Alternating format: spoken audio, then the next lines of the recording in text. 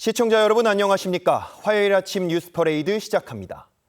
시행을 하기도 전에 국민 14만 명이 반대하며 철회하라고 요구한 정보통신망법 개정안이 오늘부터 시행됩니다. 허위 조작 정보를 온라인에 고의적으로 퍼뜨릴 경우 손해액의 최대 5배까지 물도록 하는 내용이 담겨 있는데 무엇이 허위 조작 정보인지 기준이 모호한 데다 누구든지 신고할 수 있어 표현의 자유를 심각하게 위축시킬 거란 우려가 많습니다. 오늘 첫 소식 황재영 기자입니다. 한 온라인 플랫폼에 근거 없는 의혹 제기 영상이 올라와 있습니다. 자, 그동안에 우리한테 돈 받아먹고 아무것도 없이 고발을 했을까요? 오늘부터 허위 조작 정보를 온라인에 고의적으로 퍼뜨릴 경우 게시자와 플랫폼 모두 손해액의 최대 5배까지 배상할 수 있게 하는 정보통신망법 개정안이 시행됩니다. 누구나 허위 조작 정보를 신고할 수 있고 하루 100만 명 이상이 이용하는 대형 플랫폼 사업자에게는 해당 정보의 삭제와 차단 등 유통 방지 의무가 부여됩니다. 문제는 허위 조작 정보의 개념이 모호하다는 겁니다. 개정안은 허위 조작 정보를 의도를 갖고 타인의 인격권이나 재산권 또는 공공의 이익을 침해하는 정보라고 정의했습니다. 그러나 공공의 이익 침해라는 기준 역시 추상적이라는 우려가 나옵니다. 어떻게 받아들이냐에 따라서 이제 제가 처벌을 당할 수도 있는 거니까 제 생각을 표현하는 데 있어 어느 정도 검열이 된다라고 생각을 합니다. 또 당사자가 아니더라도 누구든지 신고할 수 있어 특정 정치 집단이나 팬덤 등이 입맛에 맞지 않는 기사 등을 가짜뉴스로 몰아 봉쇄할 수 있습니다. 자기검열 공포에 법 시행을 철회해달라는 국회 국민청원은 약 한 달 만에 14만 명 넘는 동의를 얻었습니다. 온라인상에서는 처벌을 피하기 위해 단정적 표현 대신 완곡한 표현을 써야 한다는 등 7월 7일 극복법이 등장하기도 했습니다. TV조선 황재웅입니다. 이 개정안의 추진 과정을 보면 국민 생활에 지대한 영향을 줄 수 있는 법안들이 어떤 방식으로 처리되는지 단적으로 알 수 있습니다. 당초 언론사를 대상으로 추진되던 규제는 대통령의 말 한마디에 온라인 플랫폼 전반으로 확대됐습니다. 여당은 가짜뉴스를 방지하기 위해서라며 허술한 법안을 일방적으로 밀어붙였고 입틀막법이라며 비판에 나선 야당은 법 개정 과정에선 별다른 힘을 쓰지 못했습니다. 이어서 황선영 기자입니다. 국민의힘 지도부가 검은색 마스크를 쓰고 회의장에 들어섭니다. 오늘부터 시행되는 정보통신망법 개정안의 부당함을 알리겠다며 입을 가린 겁니다. 국민의힘은 명백한 위헌이고 희대의 악법이라며 법안을 개정해야 한다고 촉구했습니다. 장동혁 대표는 공소 취소 등에 대해 언론과 유튜버의 입을 틀어막기 위한 거라고 비판했습니다. 국민의 눈을 가리고 귀를 막고 입까지 틀어막으면 그 끝은 바로 이재명 독재의 완성입니다. 반면 민주당은 악의적 가짜뉴스와 혐오 표현만 골라내는 핀셋 규제 법안이라며 검은 마스크가 가려야 할 것은 가짜뉴스 비호의 민낯이라고 반박했습니다. 그러면서 오히려 야당과 일각에서 가짜뉴스를 생성하고 있다고 했습니다. 경제적 이익을 추구하고자 지속적으로 반복적으로 타인에게 손해를 끼칠 의도를 행하는 일에 대해서 철퇴를 가하겠다는 취지의 법입니다. 앞서 당초 민주당은 언론사를 대상으로 한 언론중재법 개정을 검토했지만 지난해 9월 이재명 대통령이 언론만 타깃으로 하지 말자고 언급한 뒤 규제 대상이 유튜버를 포함한 온라인 플랫폼 전반으로 확대됐습니다. 보수 진영뿐 아니라 진보 진영에서도 언론의 감시 기능과 표현의 자유를 동시에 위축시킬 수 있다는 우려가 나오는 가운데 야당은 법 시행에 맞춰 헌법 소원을 제기할 예정입니다. TV조선 황선영입니다. 60조 원 규모에 달하는 캐나다 잠수함 수주전에서 하나오션이 결국 고배를 마셨습니다. 캐나다는 고심 끝에 독일 업체의 손을 잡기로 결정했는데 나토 동맹 강화를 고려했다는 평가입니다. 오현주 기자가 보도합니다. 캐나다 순찰 잠수함 프로젝트의 우선 협상 대상자는 독일의 TKMS였습니다. 최종 후보에 함께 올랐던 하나오션은 예비 공급 업체로서 독일과의 협상이 결렬돼야 기회를 잡게 됩니다. 이번 프로젝트는 디젤 잠수함 12척을 도입하는 대형 사업으로 30년간 유지 보수하는 비용까지 합치면 60조 원 규모에 달할 것으로 추산돼 치열한 수주 경쟁이 벌어졌습니다. 마크 카니 캐나다 총리는 자격을 갖춘 두 업체 사이에서 어려운 선택을 했다고 했습니다. TKMS and the Hanwha platforms met the capabilities, the very high capabilities of the Royal Canadian Navy.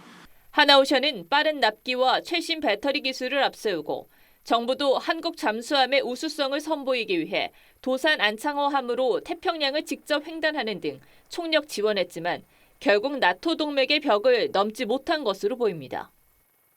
카니 총리 역시 독일 업체 선정 이유로 TKMS 잠수함이 나토와 완전한 상호 운용이 가능해 합동 임무를 수행할 수 있다는 점을 꼽았습니다. 하나오션과 방위사업청은 아쉬움을 드러내면서도 이번 사업을 통해 기술력과 성능 등 경쟁력을 국제적으로 입증했다며 대형 방산 수출 성과를 확대하겠다고 밝혔습니다. TV조선 오현주입니다. 김민석 전 총리가 어제 당대표 출마 선언에서 자기 정치의 폐해를 언급하며 정청래 전 대표에게 각을 세웠습니다. 정 전 대표는 네거티브를 하지 않겠다며 맞대응하지 않았지만 친청계 의원들이 나서 김 전 총리가 계엄 해제 표결에 불참한 걸 거론하는 등 대리전에 나선 모양새입니다. 신경희 기자가 보도합니다. 김 전 총리는 광주 전일빌딩에서 출마 선언을 하면서 당권 경쟁자인 정청래 전 대표를 직격했습니다. 지난 1년 자기 정치의 폐해가 당과 당정 협력을 본선에 빠뜨렸습니다. 서울시장 패배 등 지방선거 결과에 정 전 대표의 자기 정치가 영향을 미쳤다는 주장인데 김 전 총리는 합당 추진과 검찰개혁 논의, 공천과 선거 전략 등에서 많은 문제를 낳았다고 지적했습니다. 상대를 비판하고 공격하는 것만으로 점수를 얻거나 또는 그 다음 선거에 승리하는 것을 기대하기는 이미 어려워졌다는 것을 냉정하게 직시하고 김 전 총리의 출마 선언을 지켜본 친청계 의원들은 반격 공세에 나섰습니다. 이성윤 최고위원은 김 전 총리가 비상계엄 당일 국회에 해제 요구한 표결에 불참한 것을 거론했습니다. 김 전 총리가 감기약을 먹고 잠이 들어 국회에 뒤늦게 도착했다고 한 점을 문제 삼은 겁니다. 정 전 대표 비서실장을 지낸 한민수 의원은 당정 간 혼선 지적을 유체이탈식 발언이라고 꼬집었습니다. 최근에 김정은 총리를 둘러싼 여러 가지 정통성, 정체성 이런 논란이 있으니까 광주에서 특히 전일빌딩에서 이런 출마 선언을 하지 않았나. 정 전 대표가 다음 주 출마 여부를 공식화하는 방안을 검토 중인 걸로 전해진 가운데 김 전 총리와 함께 친명계 후보로 꼽히는 송영길 전 대표도 출마 초읽기에 들어갔다는 분석이 나옵니다. TV조선 신경입니다. 5.18이 성역화됐다고 해 논란이 된 이병태 교제합리화위원회 부위원장이 결국 잦은 사퇴했습니다. 사퇴하면서도 일부 집단의 성역을 강요하는 사회가 돼선 안 된다고 했습니다. 이 부위원장은 이 대통령이 국민 통합을 내세워 발탁한 보수 진영 인사였죠. 중도 하차한 선례로 남게 됐습니다. 최지원 기자입니다. 청와대가 이병태 대통령 직속 규제합리화위원회 부위원장에 대한 사퇴 권고 사실을 알린 건 오후 3시 40분입니다. 2시간여 뒤인 오후 6시쯤 이 부위원장은 고심 끝에 직을 내려놓겠다며 사퇴 뜻을 밝혔습니다. 배재고 야구부가 5.18 광주 민주화운동을 조롱했다는 이유로 중징계를 받게 되자 이 부위원장이 5.18이 성역이 됐다, 북한 같다고 말한 게 발단이었습니다. 청와대는 부적절한 처신이라며 공개 경고했지만 주말 사이에도 논란이 가라앉지 않자 거취 정리로 결론 냈습니다. 국정의 부담이라든지 최근에 정치권의 논란, 우리 사회 여러 가지 논란에 등등을 감안하면 본인이 스스로 거취를 좀 정리했으면 좋겠다라는. 청와대 관계자는 통합 인사가 진영 간 갈등을 더 키웠다며 사퇴 권고는 이재명 대통령이 직접 결정한 사안이라고 했습니다. 오전까지만 해도 잦은 사퇴는 없다고 했던 이 부위원장은 사퇴 직후 갈등이 증폭된 건 불찰이라고 인정했습니다. 그러면서도 명확한 해촉 사유에 해당되지 않는다며 부당한 정치 공세에 밀려 사임하는 선례라고 직격했습니다. 또 필요한 화두를 던졌단 자부심엔 변함이 없다며 자유와 방종의 경계마저 권력과 집단이 자의적으로 정의하면 그것이 전체주의의 시작이라고 비판했습니다. 청와대는 외연 확장 노력은 지속하겠다고 했지만 이 부위원장 사퇴로 당초 인사 사유로 내세웠던 통합 명분은 퇴색됐다는 지적이 나옵니다. TV조선 최주원입니다. 지속적인 하락세를 보이던 이재명 대통령의 국정 지지율이 7주 만에 소폭 반등했습니다. 하지만 부동산 민심엔 경고등이 켜졌는데 배철호 폴리시스랩 소장과 함께 자세히 짚어보겠습니다. 안녕하십니까? 네, 안녕하세요. 어제 발표된 리얼미터 조사에서 이재명 대통령의 국정조사 수행 지지율이 7주 만에 소폭 반등한 이 47%를 기록을 했습니다. 지난 5월 이후에 내리막 추세에서 좀 멈춰선 거긴 한데 지난주에 정부가 메가 프로젝트 발표한 거 이게 좀 영향을 미친 것 같은데 실제로 그렇습니까? 네, 그렇게 볼 수 있죠. 지난주 가장 크게 뉴스를 장식한 이슈가 메가 프로젝트죠. 또 하나 하나 더 보태자면 문재인 전 대통령과의 회동이 있었습니다. 네. 이 회동은 뭐 어떻게 저떻게 해석할 수 있겠지만은 지금 현재 명천 갈등, 그래서 전당대회를 앞두고 있는 그 상황에서 갈등 중지 촉구 회동 이렇게 또 성격을 규정할 수 있겠죠. 전체적으로 봤을 때 계속 조정 없는 하락이 좀 멈춰졌다. 일단 브레이크를 잡고 지혈은 했다. 그래서 이제 장대 양봉을 좀 내심 기대했을 텐데 그것은 좀 더 지켜볼 일이다. 이렇게 정리할 수 있겠습니다. 네, 이 정당 지지율을 보면 민주당은 2%포인트 오른 43%, 국민의힘은 1.7%포인트가 떨어진 40.3%로 집계가 됐습니다. 민주당 같은 경우는 당권을 놓고 국민의힘 같은 경우는 이 내부 징계를 두고 각각 내분을 지금 벌이고 있는 상황인데 당 지지율 방향이 반대로 지금 나타났거든요. 이거는 좀 어떻게 봐야 된다고 보십니까? 민주당 같은 경우 어제 김민석 전 총리께서 출마 선언을 공식화하셨고 속속 출마 선언이 이어질 텐데요. 보통 우리가 컨벤션 효과 그러지 않습니까? 네. 그래서 미국 같은 경우는 당 지도부가 없으니까 대통령 선출을 하는 이벤트를 컨벤션 효과라 그러는데 우리나라 같은 경우는 대선 후보 선출과 함께 그 전당대회, 당 지도부를 선출하는 것도 일종의 컨벤션 효과라고 하는데 컨벤션 효과가 발생하다 보면 아무래도 주목도가 올라갈 수밖에 없고 주목도가 올라가면은 지지율도 상승 연동할 수 있는 그런 흐름이 있죠. 근데 지금 보통은 통상적으로 전대가 이루어지면 지지율 상승하는 것이 일반적인 현상인데 지금 같은 경우는 오히려 갈등을 키울 수 있는 갈등 확장했던 장이 되지 않을까 그런 우려도 좀 있고요. 민주당 지지율 상승은 좀 자연스러운 흐름을 보이고 문제는 국민의힘입니다. 지난주 좀 소폭 약세 흐름을 보였는데 이른바 징계 전국, 징계 국면이 이번 주부터 본격적으로 이루어질 텐데 징계 국면은 지금 당내에서 징계가 어제 심의에 들어왔는데 이제 본격화될 텐데 아무튼 하방 압력, 지지율 상승을 좀 누르는 그런 요인으로 작용할 수 있는 그런 개연성이 아주 농후합니다. 네. 자, 이제 한 달이 앞으로 다가온 민주당 전당대회 상황 여론조사로 한번 살펴보겠습니다. 민주당의 최대 텃밭인 호남 지역 여론조사를 보면 어제 공식 출마를 선언한 김민석 전 총리가 44.2%로 정청래 전 대표를 20.4%, 2배 이상 앞서는 걸로 나타났습니다. 이 호남의 상황은 좀 어떤 의미를 담고 있는 걸로 봐야 됩니까? 호남에서는 지금 어저께 흥미로운 결과가 나왔어요. 보통 우리가 조사를 물으면 유추를 할 수밖에 없거든요. 그래서 진보층 혹은 민주당 지지층을 통해서 경쟁력이 어떻더라 이렇게 나오는데 현행 공직선거법 108조라든지 여론조사 심의 기준 6조를 보면은 특정 정당 당원을 물을 수는 없습니다. 그래서 유추를 할 수밖에 없는데 그 상황에서 이루어진 조사인데요. 호남이 아무래도 민주당의 가장 큰 당원 규모가 크고 33에서 35% 정도로 좀 추정되고 있는데 또 그들의 정서, 그들의 인식이 전국적으로 확산할 수밖에 없거든요. 여기서 김민석 전 총리가 44.2, 정청래 전 대표가 20.4 더블 스코어 났는데 첫 현상을 이렇게 보였다. 또 어제 또 김민석 전 총리가 또 재밌는 또 표현을 했었어요. 정청래 대표를 두고 자기 정치하지 마라. 국민의 정책의 짐이다.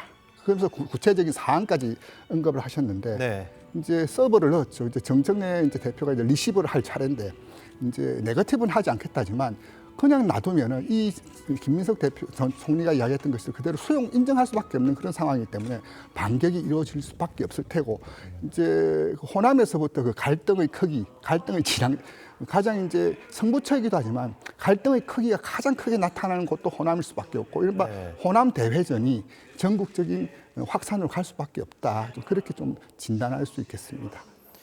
네, 앞서 이야기를 좀 나누긴 했지만 대통령 지지율이 좀 숨고르기에 좀 들어간 것 같기는 한데 아무래도 이 민심의 가장 민감한 부분인 부동산 민심에서는 조금 안 좋은 결과가 나온 것 같아요. 한국갤럽 조사 결과 정부가 부동산 정책을 잘하고 있다. 이거는 이제 긍정평가가 26%에 그친 반면에 잘 못하고 있다는 평가가 46%가 나왔거든요. 4개월 전만 해도 이 긍정평가가 51%였는데 확 떨어진 모습이에요. 부동산 민심이 악화된 원인은 좀 어디에 있다고 보십니까? 지금 이제 정시에서의 그 자금 유동성이 부동산으로 쏠리고 있습니다. 네. 그러다 보니까 부동산 가격이 상승할 수밖에 없는 그런 이제 순환 구조를 하나 있고 또 하나가 뭐냐면 이제 그 과세, 세금 정책을 좀 꺼냈는데 과세. 이제 이런 문제죠. 이게 연초까지만 해도 이제 다주택자에 대해서 엄격하게 하겠다. 드디어 이제 부동산을 잡는구나 하지만 지금 이제 한 채밖에 없는 집에 이제 세금으로 이제 접근했을 때의 그 저항. 단순히 이걸 조세 저항으로 인식을 하면 안 되고요. 부동산은 결국 이제 정책이라든지 세금도 있지만은 공급책이 따라주지 않는 그 정책이라는 것은 한식일 수밖에 없거든요. 네. 또 이제 그런 상황에서 이제 부동산에 대한 평가가 급락을 했고 그 부동산에 대한 평가 급락이 전체적으로 이제 국정수행 평가로까지 좀 이어지고 있죠. 당분간 국정평가를 좀 누르는 요인으로 부동산 이슈가 좀 더 이어지지 않을까. 안정적인 공급책이 체감할 수 있는 수준까지 나오지 않는 이상은 부동산 이슈가 지지율 흐름을 발목 잡을 그런 상황으로 좀 보입니다. 네, 짧게 하나만 더 여쭤보면은 이제 아무래도 이 같은 조사에서 향후 1년 동안 집값과 전월세가 오를 것이다 이런 전망이 지배적인 걸로 나타났거든요. 근데 이제 갤럽 조사에서 보면 진보층은 83%, 중도층은 58%가 이재명 대통령의 국정 수행을 긍정적으로 지금 평가를 하고 있단 말이죠. 뭐 보수층에서는 좀 낮게 나왔지만 이 긍정 평가가 높았던 이유가 민생으로 나왔는데 이렇게 좀 엇갈리는, 좀 상충되는 느낌이 나거든요. 이건 어떻게 해석해야 됩니까? 이른바 양가 감정이죠. 같은 사안을 두고 이제 양쪽에서 전혀 다른 평가를 이루어지고 있다는 것인데 하나는 이제 부동산 사안에 대한 그 자체가 뭐 세금으로 부동산 문제를 처리한다 이런 것에 대해서 좀 긍정적으로 평가한다는 측면이 있고 또 하나는 뭐냐면 모든 사안을 이념적 이슈로 좀 해석하는 그런 경향성도 두 가지가 이제 좀 충돌하는 걸로 보이는데 문제는 이제 그 지금 부동산이 이제 본격적으로 이제 관리 국면에 들어갈 텐데 네. 단지 하나 이제 정부 여당에서 조심해야 될 게 있습니다. 뭐냐면 실언. 지난 정부 이제 문재인 정부 때 부동산 민심이 안 좋았는데 결정적으로 기름을 부은 것이 아파트가 빵이라면 밤새 짓겠다. 네. 저기 이제 지금 각도이나 민감한 상황에서 정책의 전달도 중요하지만 실언이라든지 메시지 관리 이것이 또 부동산 민심을 또 경랑으로 갈 것이니 아니면은 예상된 구간으로 갈 것인지를 가늠하는 중요한 이슈 아니냐 그렇게 좀 보여집니다. 네, 알겠습니다. 오늘 소장님 말씀은 여기까지 듣겠습니다. 감사합니다. 네. 고혈압을 앓는 2030 청년층이 최근 들어 꾸준히 늘고 있다고 합니다. 특히 혼자 사는 30대 남성이 고혈압 발병에 가장 취약하다는 연구 결과가 나왔는데 어떤 내용인지 차정승 기자가 보도합니다. 7년째 혈압약을 복용 중인 37살 직장인 남성입니다. 일주일에 서너 차례 술을 마시고 혼자 살다 보니 끼니가 불규칙할 때도 많습니다. 전에보다는 좀 이제 체중이 붙기는 붙었는데 그렇다고 해도 뭐 비만이나 그런 건 아니었거든요. 갑자기 고혈압이라고 하니까 저도 좀 많이 당황스러웠고. 한국보건사회연구원 조사 결과 고혈압 진단을 받은 청년은 2015년 15만 3천 명에서 8년 만에 23만 명으로 50% 가까이 늘었습니다. 연구진은 특히 혼자 사는 1인 가구에 주목했는데 혼자 살수록 또 20대보단 30대에서 고혈압을 앓고 있는 환자 비율이 더 높았습니다. 남녀 차이까지 고려하면 30대 혼자 사는 남성이 고혈압 위험이 가장 큰 걸로 분석됐습니다. 연구진은 옆에서 건강관리를 조언해줄 가족이 없다 보니 혼자서 술을 과하게 마시는 환경에 자주 노출되기 때문이라고 분석했습니다. 고혈압은 초기 증상이 거의 없어서 그냥 지나치기 쉽습니다. 하지만 계속 방치하면 뇌나 눈, 심장 같은 주요 장기에 치명적인 합병증을 일으킬 수 있습니다. 혈관 나이라든가 혈관의 막힘 정도, 그 다음에 고지혈증의 단계, 그런 것들을 다 같이 복합적으로 치료를 하면서 거기에 생활습관 개선이 젊은 층에서는 반드시 따라야 됩니다. 보건사회연구원은 30대에 접어들면 정기적으로 혈압을 재는 등 청년을 위한 건강검진이 더 강화돼야 한다고 강조했습니다. TV조선 차정승입니다. 삼성전자가 지난 2분기 매출 171조 원, 영업이익 89조 4천억 원의 잠정 실적을 발표했습니다. 지난 1분기보다 매출은 27%, 영업이익은 56% 늘었습니다. 2분기 영업이익은 증권사들이 전망한 85조 원을 웃도는 규모로 성과급 충당금을 고려하면 실제 이익은 100조 원을 넘었을 걸로 추정됩니다. 오늘 아침 가장 뜨거운 뉴스만 콕 집어 전해드립니다. 키워드 나우 시작합니다. 오늘 첫 번째 키워드는 광란의 질주입니다. 도로에서 오토바이 한 대가 좌우로 갈팡질팡 갈짓자 움직임을 반복하며 중앙선을 넘나듭니다.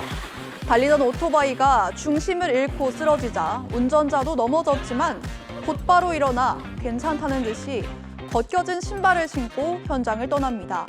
SNS에 영상을 올린 게시자는 헬멧도 쓰지 않고 위험천만한 질주를 이어간 이 운전자가 오토바이를 훔친 뒤 무면허로 운전한 초등학생이라고 주장했습니다. 이 말이 사실이라면 영상 속 초등학생은 촉법 소년이기 때문에 형사처벌도 받지 않을 가능성이 크다고 합니다. 요즘 보니까 영상으로도 나는 촉법 소년에 해당이 안 되기 때문에 마음대로 해도 돼 이러면서 온갖 사고를 치고 다니는 영상도 있고 그러더라고요. 연령을 좀 낮춰야 되는 거 아니냐. 면허가 없는 미성년자 무면허 운전 관련 사고 매년 1000건 이상 반복되고 있는데 피해자뿐만 아니라 잘못을 저지른 아이를 위해서도 제대로 된 처벌이 필요할 것 같습니다. 두 번째 키워드는 뒷주머니입니다. 유명 분식 프랜차이즈 김가네의 김용만 회장이 회사 돈 6억 원을 빼돌린 혐의로 검찰에 넘겨졌습니다. 김 회장은 지난 2023년 1월부터 이듬해까지 김가네의 식자재를 납품하는 거래처 등이 회사에 지급한 장려금과 수수료 등을 개인적으로 유용한 걸로 알려졌는데요. 앞서 김 회장은 술에 취한 여직원을 성폭행하려 한 혐의로 지난달 징역 3년, 집행유예 5년을 선고받았습니다. 1992년 대학로 즉석 김밥집에서 시작돼 프랜차이즈 성공 신화를 썼던 김 회장의 몰락. 공든탑이 무너지는 건 한순간이라는 말이 실감이 됩니다. 오늘 세 번째 키워드는 호프입니다. 영화 추격자와 곡성 등의 작품으로 한국 스릴러의 새 지평을 연 나홍진 감독의 신작 호프가 시사회를 갖고 개봉박두를 알렸습니다. 야, 애들한테 연락했어? 금방 오는데. 형님, 저쪽입니다. 아, 뭐 길 한복판에 죽어있냐 저거. 친구들이랑 사양. 배우 황정민과 조인성 등 걸출한 배우들이 출연을 해서 외딴 항구 마을을 배경으로 정체불명의 존재와 맞서는 마을 주민들의 이야기를 담았는데요. 순 제작비만 500억 원이 넘어서 한국 영화 역사상 최대 규모로 알려져 있습니다. 중앙그룹 계열사인 플러스 M이 제작에 참여해 현재 심각한 재정 위기에 처한 중앙그룹의 운명이 이 영화에 걸렸다는 말까지 나오는데요. 오는 15일에 개봉하는 호프, 얼마나 많은 관객을 모을지 벌써부터 궁금해집니다. 지금까지 키워드 나우였습니다.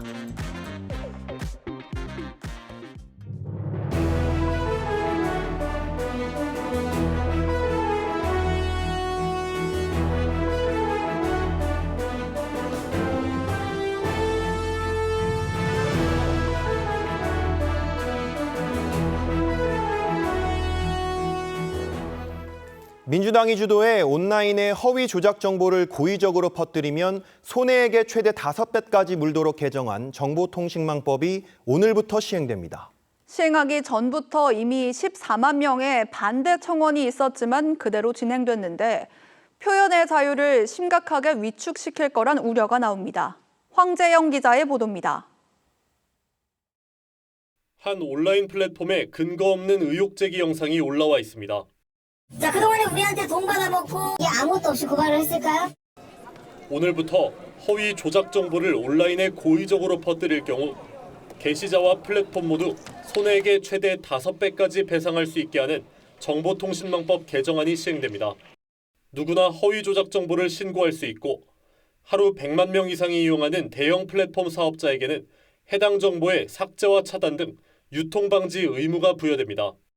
문제는 허위 조작 정보의 개념이 모호하다는 겁니다. 개정안은 허위 조작 정보를 의도를 갖고 타인의 인격권이나 재산권 또는 공공의 이익을 침해하는 정보라고 정의했습니다. 그러나 공공의 이익 침해라는 기준 역시 추상적이라는 우려가 나옵니다.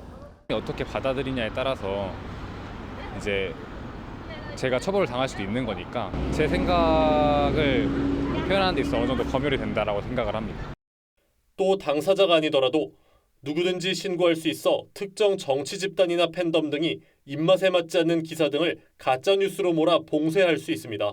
자기검열 공포에 법 시행을 철회해달라는 국회 국민청원은 약 한 달 만에 14만 명 넘는 동의를 얻었습니다. 온라인상에서는 처벌을 피하기 위해 단정적 표현 대신 완곡한 표현을 써야 한다는 등 7월 7일 극복법이 등장하기도 했습니다. TV조선 황재웅입니다. 캐나다 차세대 잠수함 수주전에서 한화오션이 독일 업체에 밀렸습니다. 두 업체 모두 자격을 갖췄다면서도 독일 잠수함은 나토와의 합동 임무가 가능하다는 점을 장점으로 꼽았습니다. 오현주 기자입니다. 캐나다 순찰 잠수함 프로젝트의 우선 협상 대상자는 독일의 TKMS였습니다. 최종 후보에 함께 올랐던 하나오션은 예비 공급 업체로서 독일과의 협상이 결렬돼야 기회를 잡게 됩니다. 이번 프로젝트는 디젤 잠수함 12척을 도입하는 대형 사업으로 30년간 유지 보수하는 비용까지 합치면 60조 원 규모에 달할 것으로 추산돼 치열한 수주 경쟁이 벌어졌습니다. 마크 카니 캐나다 총리는 자격을 갖춘 두 업체 사이에서 어려운 선택을 했다고 했습니다. TKMS and the Hanwha platforms met the capabilities, the very high capabilities of the Royal Canadian Navy. 하나오션은 빠른 납기와 최신 배터리 기술을 앞세우고 정부도 한국 잠수함의 우수성을 선보이기 위해 도산 안창호함으로 태평양을 직접 횡단하는 등 총력 지원했지만 결국 나토 동맹의 벽을 넘지 못한 것으로 보입니다. 카니 총리 역시 독일 업체 선정 이유로 TKMS 잠수함이 나토와 완전한 상호 운용이 가능해 합동 임무를 수행할 수 있다는 점을 꼽았습니다. 하나오션과 방위사업청은 아쉬움을 드러내면서도 이번 사업을 통해 기술력과 성능 등 경쟁력을 국제적으로 입증했다며 대형 방산 수출 성과를 확대하겠다고 밝혔습니다. TV조선 오현주입니다. 청와대가 광주 군 공항을 호남 반도체 공장 부지로 낙점했습니다. 군 공항 부지는 국유지여서 토지 보상 문제가 없는 데다 도심과의 접근성도 장점으로 꼽혔는데요. 이제 이 군 공항을 어디로 보낼지가 관건이 될 전망입니다. 최민식 기자입니다. 광주군 공항을 호남 반도체 공장 부지로 결정한 것과 관련해 청와대는 기업들의 요청이 있었다는 점을 강조했습니다. 공항 특성상 이미 평탄화가 돼 있어 공사 기간을 최소화할 수 있고 도로, 항만, 철도와 가까워 물류 접근성이 우수하다는 겁니다. 광주 도심과도 가까워 정주 여건 측면에서도 강점이 있다고 했습니다. 기업들은 호남권 입지 후보지 중에 광주 군공항이 가장 적합한 부지라는 의견을 제시하였습니다. 약 250만 평 규모의 부지 확보가 가능하고 SK하이닉스와 삼성전자의 반도체 팹 4기가 모두 이곳에 입주할 계획이라고 했는데 구체적인 전력과 용수 수급 계획은 더 논의해야 합니다. 이재명 대통령은 직접 민간 합동 점검 회의를 열고 재차 속도전을 강조했습니다. 호남 투자에 비판적인 야권을 겨냥한 듯 협조는 못하더라도 방해는 안 했으면 좋겠다고 했습니다. 토지 수용 절차와 관련해선 협의와 강제 수용을 동시에 시작하라고 지시했습니다. 절차 때문에 시간을 낭비하지 않도록 모든 절차를 불법이 아닌 한 동행 병행 추진하도록 그렇게 했으면 좋겠습니다. 청와대는 군 공항 부지는 국유지라 토지 소유권 문제로부터 비교적 자유로울 것이라고 했습니다. 다만 공항 이전 부지나 산단 조성에 필요한 추가 부지를 협의하는 과정에서 토지 소유주가 재산권을 내세울 경우 마찰이 빚어질 가능성도 배제할 수 없습니다. TV조선 최민식입니다. 여고생 살해범 장윤기 사건과 관련한 경찰의 부실 수사 의혹이 갈수록 커지고 있습니다. 이 사건의 수사팀장은 증거인멸 혐의로 경찰에 긴급 체포됐는데 수사 초기에 장윤기의 차량에서 발견됐던 결박 도구가 사라진 사실이 드러났습니다. 박건우 기자입니다. 지난 5월 5일 새벽 여고생 살해 당시 장윤기가 몰았던 SUV입니다. 이 차를 타고 피해 여고생을 15분 가까이 미행하다 범행을 저질렀습니다. 사건 직후 경찰은 이 차량에서 피해자의 혈흔과 함께 범행에 사용된 것으로 보이는 결박 도구를 발견했습니다. 하지만 혐의를 입증할 주요 증거물을 확보하지 않은 채 바로 다음 날 장윤기의 아버지에게 차량을 인계했습니다. 이후 아버지가 5월 하순까지 이 차를 몰고 다녔고 결박 도구의 소재는 여전히 오리무중입니다. 경찰은 이 사건 수사팀장이 팀원들에게 현장 검증 당시 차량 내부를 찍은 영상을 삭제하도록 지시하는 등 증거인멸을 시도한 정황을 확보하고 긴급 체포했습니다. 신병 확보해서 데리고 와서 이제 조사가 지금 진행 중입니다. 증거인멸 정황이 발견돼서 수사를 착수한 건 사실입니다. 경찰은 부실 수사 의혹과 관련해 광주경찰청 지휘라인은 배제하고 경찰청 간부가 이끄는 수사 전담팀을 구성하기로 했습니다. 장윤기 담당 수사팀 전원은 물론 지휘라인에 있던 경찰 간부들도 모두 조사를 받을 것으로 보입니다. 홍석기 국가수사본부장은 경찰의 명운을 걸고 한 점 의혹 없이 철저히 수사하겠다고 밝혔습니다. TV조선 박고루입니다.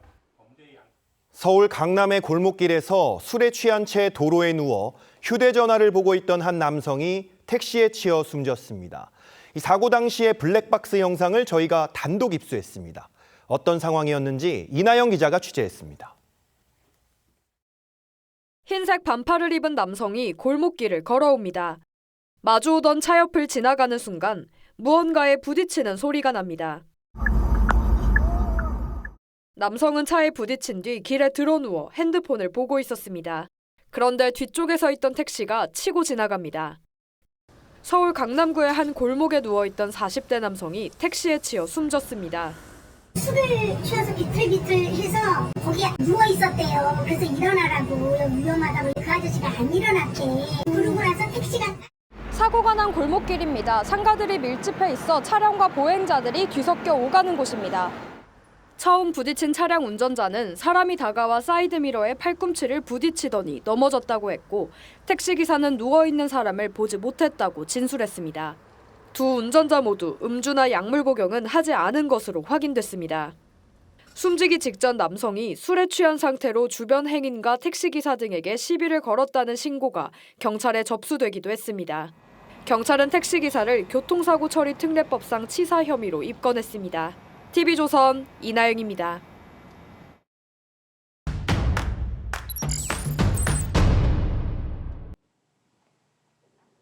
이번 주 IT와 신기술 주요 이슈 뭐였을까요? 조선일보 김성민 기자와 짚어보겠습니다. 안녕하세요. 안녕하세요. 자, 김 기자, 이번 주는 어떤 소식 준비했습니까? 네, 이번 주 이슈는 많은 분들이 관심을 가지고 계신 반도체 피크아웃설에 대해서 준비했습니다. 최근 삼성전자나 SK하이닉스 주가가 등락을 거듭하면서 마음 졸이시는 분들이 적지 않은데요. 주가가 흔들리는 가장 큰 이유는 그동안 굳건하다고 평가받았던 반도체 수요가 예상과 다를 수 있다는 이야기가 나오기 때문입니다. 네. 반도체 피크아웃, 말 그대로 반도체 수요가 정점을 찍고 한순간에 사라지는 현상이 벌어질 수 있다는 관측이 나오는 겁니다. 네, 반도체 수요가 어느 순간에 줄어들 수 있다는 건데 구체적으로 어떤 내용입니까? 네. 반도체 수요가 꺾일 수 있다는 피크아웃설은 사실은 올해 초부터 꾸준히 나왔습니다. 이번 반도체 초호황은 AI의 등장으로 데이터 센터용 서버 D램과 AI 가속기에 들어가는 HBM 등 메모리 반도체 수요가 폭발하면서 유지되고 있는데요. 네. 하지만 반도체 산업은 사실은 수요와 공급에 따라서 업황이 갈리면서 뭐 수년 단위로 뭐 7년 뭐 이렇게 얘기되는데 수년 단위로 대표적으로 반복이 되는 사이클 산업이라고 얘기를 합니다. 그래서 이제 호황이 꺾일 때가 됐다는 그러한 비관론이 좀 나오고 있습니다. 크게 보면 세 가지 사건이 연달아 일어나면서 피크아웃설에 불을 지폈는데요. 네. 먼저 지난달 말에 영화 빅쇼트의 실제 주인공이자 2008년 미국 서브프라임 모기지 금융위기를 예견했던 유명 투자자 마이클 버리가 정점에 가까워졌다 이렇게 얘기를 하면서 포문을 열었습니다. 네, 마이클 버리가 이제 지난달 29일에 한국에서 이제 삼성전자와 SK 하이닉스가 선안권 대규모 투자를 발표를 했잖아요. 이것을 두고 이것이 이제 끝의 시작이다. 이제 붕괴는 시간 문제일 뿐이라고 이렇게 주장을 했습니다. 이 삼성과 하이닉스의 막대한 투자가 결국 반도체 공급 과잉을 부르고 현재 초호황기를 끝낼 수 있다는 경고입니다. 네, 근데 AI가 워낙 여러 업종에 쓰이다 보니까 수요가 꺾일 것이다 이런 얘기하는 분들 많지 않았는데 마이클 버리가 이런 얘기를 했군요. 네, 맞습니다. 그런데 이렇게 한 인물의 발언 때문에 시장이 이렇게 출렁이기까지는 않았을 것 같은데 또 뭐 다른 일이 있었습니까? 네, 맞습니다. 결정적인 사건이 두 가지 더 있었습니다. 먼저 지난 1일에 미국 실리콘밸리에 있는 메타 아시죠? 뭐 페이스북이랑 뭐 인스타그램을 운영하는 메타가 자기가 남는 AI 컴퓨팅 파워를 타사한테 판매를 하는 클라우드 사업을 검토하고 있다는 외신 보도가 나오면서 시장이 크게 흔들렸습니다. 페이스북, 인스타그램, 왓츠앱 등을 운영하는 메타가 작년에 실리콘밸리 AI 천재들을 1인당 뭐 수백억씩 주면서 이제 오픈 AI나 클로드에서 영입을 해가지고 AI 개발 드림팀을 만들었는데요. 그리고 또 막대한 돈을 들여서 AI 데이터 센터 인프라를 많이 구축을 해왔습니다. 그런데 이제 그 드림팀이 만들어서 내놓은 지난 4월에 내놓은 뮤즈 스파크라는 AI가 사실은 오픈 AI나 클로드, 엔스로픽의 클로드에 비해서 좀 성능이 낮다는 평가를 들으면서 시장에서 큰 반향을 일으키지 못했고 결국엔 확보해둔 AI 데이터 센터를 다 사용하지 못하니까 이거를 다른 업체에 빌려주고 대신 사용료를 받는 수익 모델로 눈을 돌린 겁니다. 문제는 이거를 시장이 다르게 해석했다는 겁니다. 메타가 이제 AI 수요가 지속적으로 상승할 걸로 예상을 했다면 결국 자기네 남는 서버를 남한테 팔겠다는 생각을 하지 않았을 거란 뜻이죠. 결국 메타의 이런 움직임이 결국엔 빅테크들도 AI 수요에 확신이 없는 거 아니냐 이러한 시장 우려를 낳았고 반도체 주가를 끌어내렸습니다. 여기에 애플이 메모리가 부족하니까 이를 해결하기 위해서 중국의 창신 메모리 CXMT에 접속을 해서 중국 메모리를 좀 사겠다 이런 얘기를 했다는 소식이 좀 나왔고 또 중국 메모리 업체의 이제 기술력과 양산 능력이 우리가 생각했던 것보다 빠르게 성장하고 있다는 소식이 전해지면서 삼성전자와 하이닉스에 위협이 될 수 있다 이런 우려가 커졌습니다. 네, 그래서 지난주에 삼성전자와 하이닉스를 비롯해서 반도체 주가들이 그렇게 출렁출렁했던 거군요. 맞습니다. 자, 결국에 가장 중요한 건 앞으로의 전망일 텐데 이 흐름이 하락세로 굳어진다고 보십니까? 주가는 워낙 변수가 많아서 저는 일단 반도체 산업 자체로만 이제 얘기를 하자면 테크업계에서는 이번 주가 하락을 좀 과도하다고 봅니다. 현재 AI 관련 메모리 수요는 탄탄하고 글로벌 메모리 공급망 구조상 당분간 공급 부족이 해소되기 어렵기 때문입니다. 시장조사 업체 트렌드포스에 따르면 글로벌 초대형 빅테크 기업들의 올해 시설 투자 규모는 8,300억 달러, 우리 돈으로 약 1,270조 원에 달합니다. 올해 초에 원래 1,070조 정도 규모를 생각을 했었는데 시간이 갈수록 규모가 커지는 건데요. 심지어 이들 기업, 특히나 이제 구글 같은 경우에는 투자할 현금이 떨어지니까 회사채를 발행하면서 AI 데이터 센터를 짓고 있습니다. 결국에 AI 수요가 여전히 견고하다는 방증입니다. 또 공급 측면에서도 보면은 당장 공급 과잉을 해소하기는 좀 어려운 구조입니다. 오히려 공급 부족이 시간이 갈수록 더 심해져서 내년엔 더 심해질 거라는 예측이 적지 않습니다. 이는 한국 반도체 업체의 직접적인 수혜로 이어질 건데요. 사실 지금 30분 전에 오늘 삼성전자가 2분기 잠정 실적을 발표했는데 영업이익이 1년 전에 18배인 89조 4천억으로 집계가 됐습니다. 근데 이게 바로 성과급 충당금까지 포함을 해서 성과급 충당금 10조 원 이상을 포함을 한 건데요. 그리고 결국에는 사업을 해서 번 돈만 100조를 돌파한 겁니다. 그런데 이러한 이제 그 삼성전자와 SK 하이닉스의 이익은 점점점 커져가지고 올해 한 해 보면 삼성전자는 작년에 8.3배인 360조를 이제 벌 걸로 예상을 되고 내년은 더 커져서 498조, 약 500조 원을 벌 걸로 예상이 됩니다. 그러니까 공급이 부족한 거를 당장 해소할 수는 없다고 네, 말씀하셨는데 그래서 여러 업체들이 이제 시설 투자에 나선 상황이잖아요. 네네. 이렇게 공장이 많이 생기게 되면은 언젠가는 꺾이는 시점이 올 수도 있지 않을까요? 네, 맞습니다. 반도체 호황으로 삼성전자와 SK 하이닉스 그리고 미국의 마이크론과 중국의 창신 메모리 등 전 세계 반도체 업체가 증설 경쟁을 벌이고 있는데요. 네. 현재 진행 중인 시설 투자가 실제 생산량 확대로 나타나는 시점은 2028년 정도가 될 걸로 예상이 됩니다. 국제 반도체 장비 재료 협회 그러니까 세미에 따르면 현재 전 세계 반도체 회사들이 한 달에 약 960만 장의 웨이퍼를 생산을 하고 있는데요. 2028년엔 이 용량이 1,110만 장으로 늘어날 전망입니다. 네. 2년 만에 그 생산 가능한 그 캐파가 16% 정도 늘어나는 셈인데요. 그래서 2028년 이후에는 우려대로 공급이 쏟아지면서 호황이 끝날 수 있다는 예상이 나오고 네. 있습니다. 이게 또 우리나라와 관련이 있는데 이 때문에 최근에 발표를 했었죠. 2030년 완공 목표로 현재 추진 중인 800조 원을 투자해서 선안권 반도체 단지 아까도 네. 이제 보도를 했었는데 이 선안권 반도체 투자가 이제 들어서면 여기에서 나오는 그 반도체만 약 100만 장이 되거든요. 그래서 공급 초과를 불러올 수 있다는 목소리도 장기적으로 나오고 있습니다. 네, 반도체 생산량이 늘어나는 만큼 수요도 늘어나게 될지 네네. 지켜봐야겠네요. 맞습니다. 김 기자, 오늘 이야기 잘 들었습니다. 네. 감사합니다. 감사합니다.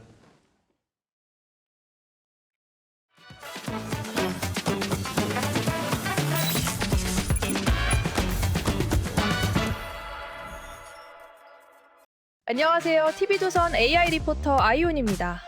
AI가 개인의 도구를 넘어 업무의 필수 인프라로 자리 잡으면서 기업들은 앞다퉈 AI를 도입하고 직원들의 활용을 확대해왔습니다.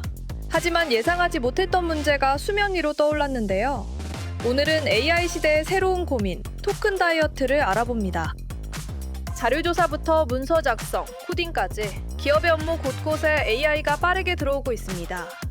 데이터 찾아줘, 보고서 작성해줘, 프로그램 만들어줘. 이렇게 AI에게 지시하는 동작 하나하나 모두 돈이 든다는 거 알고 계셨나요?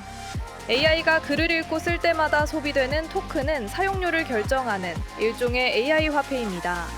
특히 스스로 검색하고 추론하는 AI 에이전트는 한 번의 작업에도 여러 단계를 반복해 단순 챗봇보다 훨씬 많은 토큰을 사용합니다. 이렇다 보니 기업들의 AI 비용 부담도 커지고 있습니다.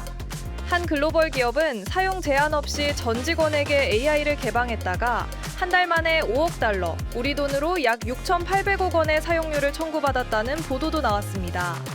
우버도 AI 예산을 넉 달 만에 소진해 직원별 사용 한도를 도입했고, 메타와 국내 일부 기업들도 AI 사용량 제한을 검토하고 있습니다. AI를 많이 쓰는 경쟁에서 비용을 줄이는 토큰 다이어트가 시작된 겁니다. 번역이나 요약 같은 가벼운 업무는 저렴한 AI를, 고난도 업무에만 고성능 모델을 쓰는 모델 갈아타기도 확산하고 있습니다. 일각에서는 AI의 비용이 사람의 인건비보다 더 비싸질 수 있다는 지적과 함께 일부 업무는 다시 사람에게 맡기는 편이 더 효율적이라는 인간 회귀론까지 나옵니다. AI가 일상과 업무 전반으로 빠르게 확산하는 시대, AI를 얼마나 많이 쓰느냐보다 얼마나 효율적으로 활용하느냐가 새로운 경쟁력이 되고 있습니다. 계속해서 증시 상황 알아봅니다. 삼성전자가 2분기 잠정 실적에서 영업이익 89조 4천억 원을 기록했습니다. 시장 전망치를 웃돈 성적표에 반도체 투자 심리도 살아나는 분위기인데요. 이 흐름이 코스피 상승으로 이어질지 3대 AI 전망으로 짚어보겠습니다. 챗GPT는 낙관입니다. 삼성전자 실적 서프라이즈로 반도체 중심 상승 탄력을 전망했습니다. 제미나이도 낙관입니다. 영업이익 89조 4천억 원이 피크아웃 우려를 덜었다고 봤습니다. 클로드는 신중한 낙관입니다. 실적은 호재지만 외국인 수급 전환을 확인해야 한다는 분석입니다. 오늘 코스피의 관건은 삼성전자 실적 호재가 반도체 전반의 매수세로 이어지느냐입니다.